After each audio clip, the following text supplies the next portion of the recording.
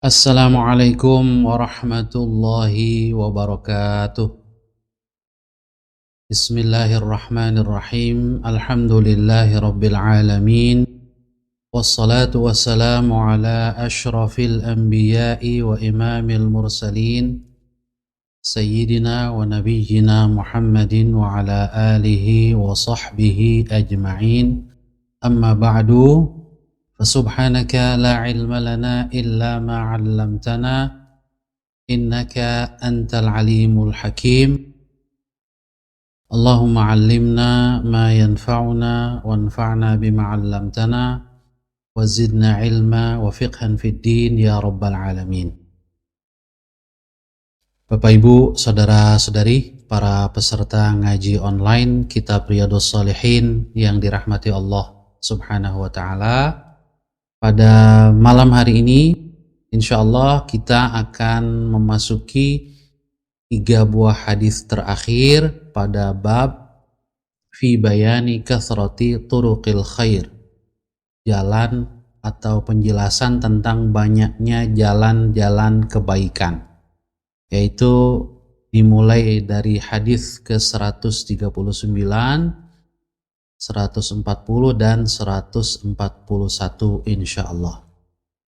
Qala al-Imam an-Nawawi rahimahullahu ta'ala wa nafa'ana bihi wa bi'ulumihi fid dharain.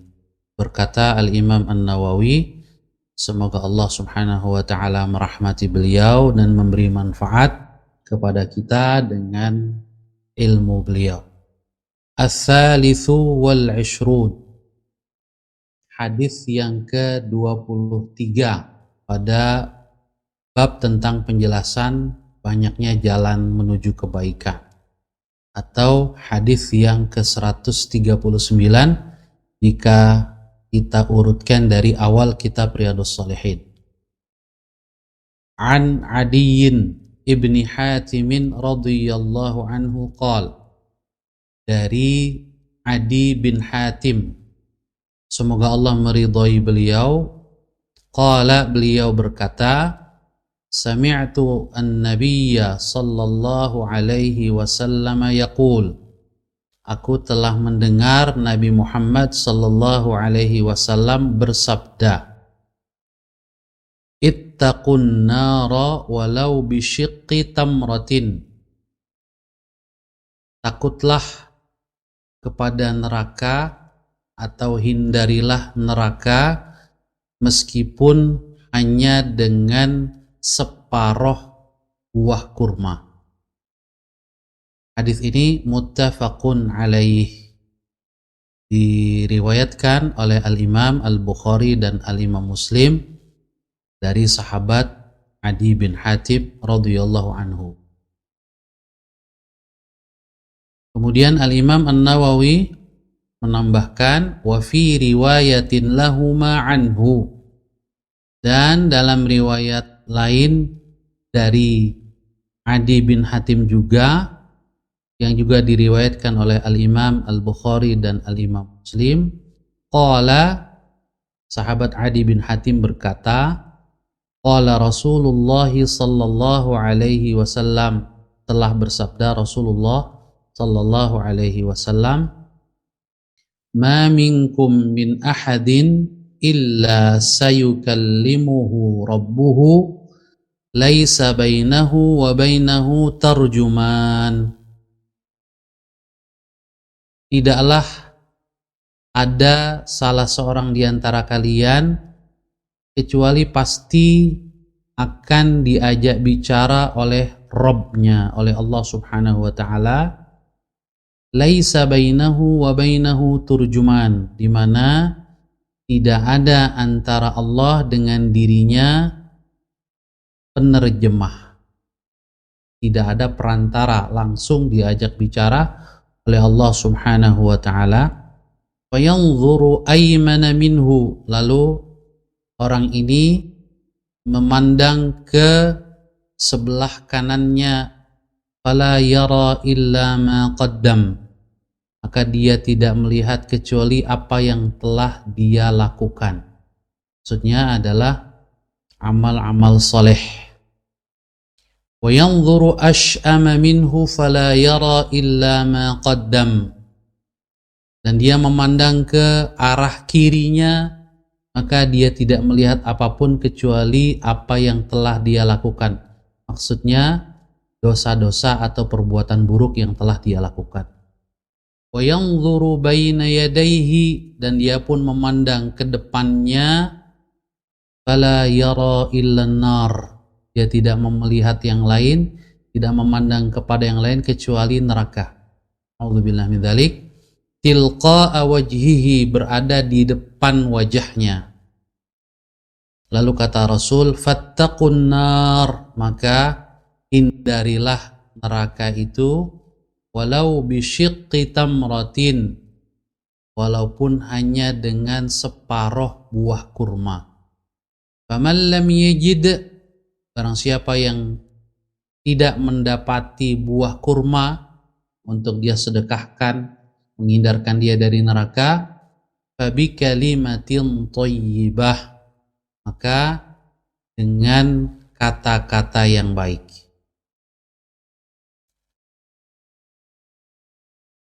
Bapak Ibu, saudara-saudari yang dirahmati oleh Allah Subhanahu wa taala, inilah hadis yang ke-23 atau hadis ke-139. Kita lihat selanjutnya, bayanu mufradatil hadis. Penjelasan beberapa kosakata yang ada di dalam hadis ini. Yang pertama, ada ungkapan Rasul di situ, ittaqun nar. Ay ij'alu bainakum wa bainaha minal amalis salihi ma yahfazukum min dukhuliha. Ittaqun nar, takutlah kalian kepada neraka, maksudnya jadikanlah di antara kalian dan neraka itu berupa amal soleh. Lakukanlah amal soleh yang dengannya amal soleh itu bisa menjaga kalian dari masuk neraka. Ini maksudnya ittaqun nar, yaitu jadikan penghalang antara kalian dengan neraka. Walau bisyiqqi tamratin, walau an tatasaddaqu binisfi tamratin, meskipun engkau hanya bisa bersedekah dengan separuh buah kurma, tidak buah kurma utuh satu biji, meskipun hanya separuh, kalau memang itu bisa kalian sedekahkan, lakukanlah. Nah, itu sangat mungkin bisa menjaga diri kalian dari api neraka. Kemudian juga Rasul bersabda, sayukallimuhu rabbuhu, dia, Allah akan berbicara dengan hambanya. Hambanya akan diajak bicara oleh Allah Subhanahu wa ta'ala. Nah, di sini dijelaskan, Allahu a'lamu bi kaifiyati hadzal kalam. Bagaimana bicaranya antara Allah dengan hambanya, bagaimana teknisnya, ini Allah yang maha tahu. Yang jelas, laisa bainahu wa bainahu tarjuman.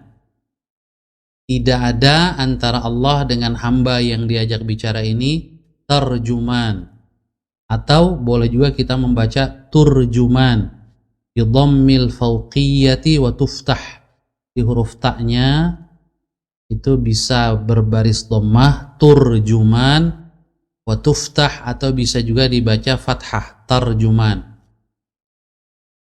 Yaitu apa yang dimaksud dengan tarjuman atau turjuman? Huwa alladhi yanqulul kalama min lughatin ila ukhra. Ada sedikit yang kurang, yaitu penerjemah yang mentranslate satu bahasa dengan bahasa yang lain. Nanti pembicaraan antara Allah dengan hambanya tidak ada penerjemah, langsung. Kemudian juga di dalam hadis tadi, ash'ama, seorang hamba melihat ke ash'ama, ay fil janibil aisar, di sisi kirinya.